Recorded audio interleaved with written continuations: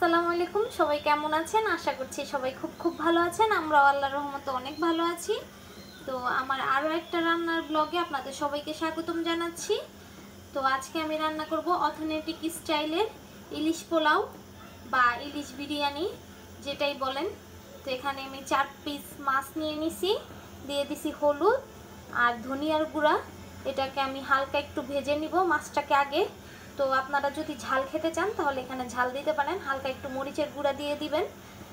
আর আমার বাবু তো ঝাল খেতে পারে না, এর জন্য আমি এখানে ঝাল দেই নেই। তো চলেন রান্না শুরু করি। তো এটাকে আগে হালকা করে ভেজে নিব। এখানে একটা প্যান বসিয়ে দিয়েছি, হালকা পরিমাণ তেল দিয়ে দিয়েছি। এবার এটা একটু গরম হয়ে গিয়েছে, এখন আমি দিয়ে দিব ইলিশ মাছগুলা। আস্তে আস্তে করে মাছগুলো এইভাবে করে দিয়ে দিব, দিয়ে হালকা করে ভেজে নিব। বেশি ভাজবো না, হালকা ভাজবো।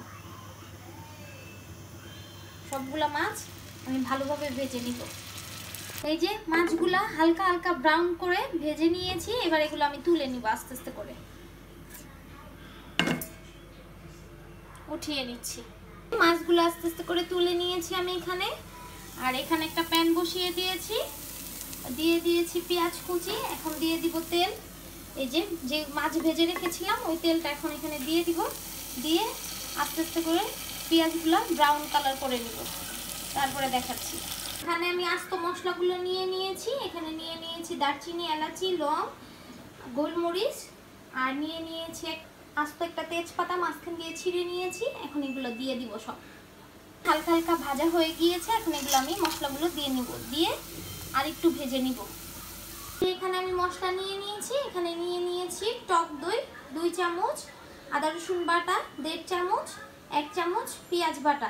আমাদের পেঁয়াজটা হালকা ব্রাউন হয়ে গেছে, এখন এগুলো দিয়ে দিব।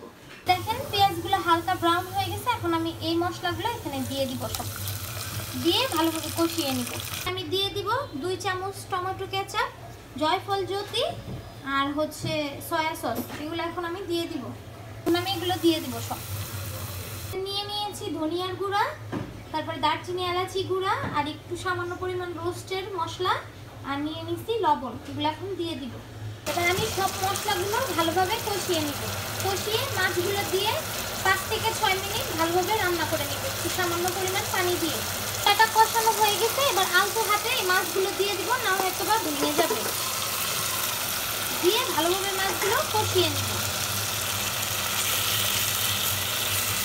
সামান্য পরিমাণ পানি দিব, দিয়ে আমি রান্না করে নিব।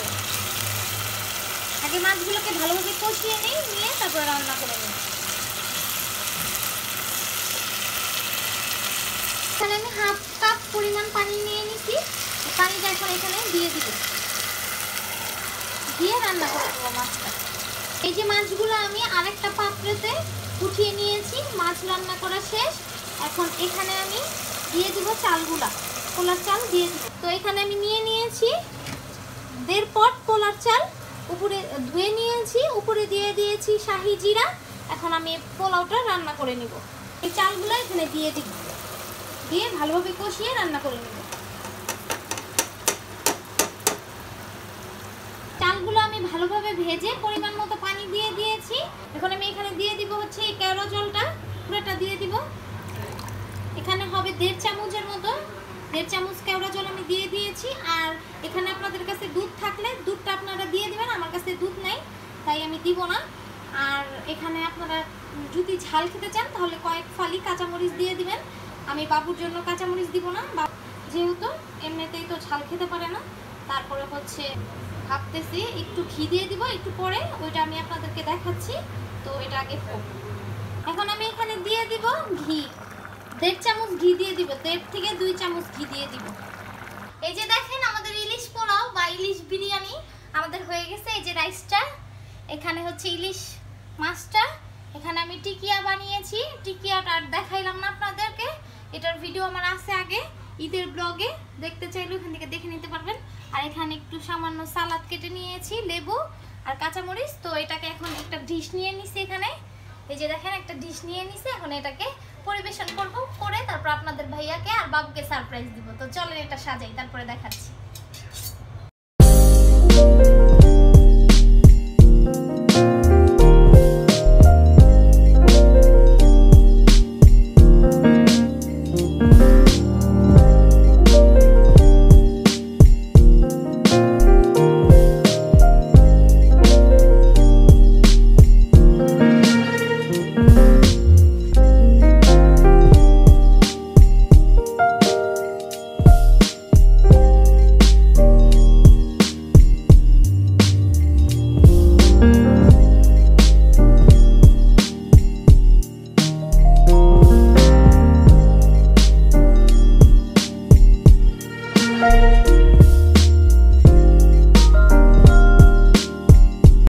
এই যে দেখেন আমার ইলিশ পোলাওয়ের থালা রেডি একদম।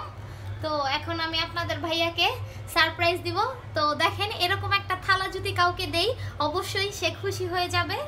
তো এখন আপনাদের ভাইয়াকে দিব, দেখি সে কতটা সারপ্রাইজ হয়। আপনাদের ভাইয়া জানে না, তো চলেন এটা দেই, দিয়ে দেখি টেস্ট কিরকম বা সে কতটুকু খুশি হয়।